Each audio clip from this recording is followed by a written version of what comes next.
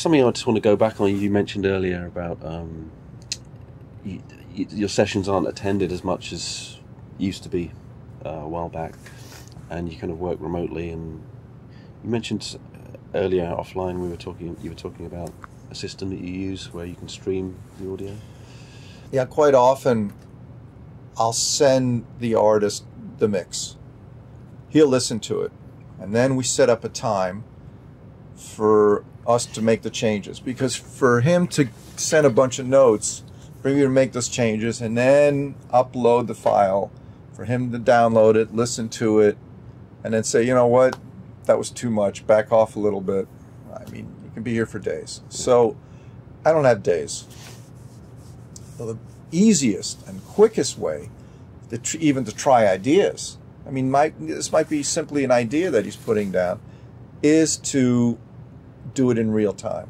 And since he can't be here, I don't know, it's been like maybe 5 or 6 years I've been doing this now. Really? Is to set up an audio stream and video. So you're looking at the guy and you can see his reaction, and he's hearing your ideas or his ideas. And that essentially, I mean, you might say, you know, give me some more top on the snare. And so you do it and you go, oh yeah, but now that kind of, now forget it, go back. So you're streaming right out of the console. You're streaming by use of this one program called Nicecast. And basically what I do is I have the stereo output going through this second laptop, and that has Nicecast in it. And I've got video, iChat or Skype, yeah, whichever one they're comfortable with. And then we talk. Now, the audio is always about 2 or 3 seconds lagging, and they understand that, you know. So I always say, look, you know, if you say stop and I stop, it'll take a couple of seconds. But you know, we have this system and it works like a charm, and that way within 2 or 3 minutes you forget that they're not in the room, because you see them, you're hearing them, yeah. They're hearing you, yeah. They're streaming, and quite often, I mean, more and more their schedule is so tight that they're rehearsing by the time the mixing is happening.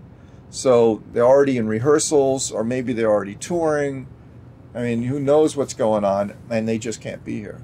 I know they'd like to be here, but the schedules don't allow that anymore. So, and with this process, do they need to be here? I mean, you know, bringing a band over and putting them in a hotel in New York City, that's quite a budget. Yeah. Yeah. Now, if all they got to do is just stay in their house, in a speaker system that they know well, yeah. you know, or on headphones on the road, that saves them a ton of money. Yeah, I was going to say, obviously they need to be listening through speakers that they trust and know, or headphones. Yeah, whatever they're used to is what's important. And the audio is being streamed at what? How is that being compressed? Highest possible. I mean, it's an MP3, but I mean, we usually set up at what, 320 or higher? We're doing 320. Now, first of all, I always send them a mix first. And then I play them, once they get online, I play them the mix before we do any changes. So they've heard it at 44.1, 16-bit, and now they're hearing it through the process. You can make that comparison. And it's rare that they'll go, oh, I hear too big a difference. They just don't. At 320, it's like really flowing through. There's not really a bottleneck at all. So, and then if there's issues, if their bandwidth isn't good and their internet sucks, then we have to start dropping it down. But then I make it really clear, because I go, remember your reference. Don't make bottom end comments or maybe width comments. But remember that I haven't changed. So let's make balance ideas. And then if you're saying something that doesn't sound right to me, I'm going to send you, you know, the mix, and listen to it again, because I think I don't know what you're listening to, but there's something not right on your end. I mean, those are the little things that you have to keep in mind.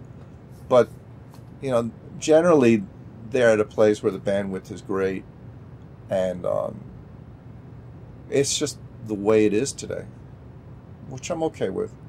I mean, I prefer human contact, but If it saves people money, and the technology's there, so why not embrace it? Yeah. yeah.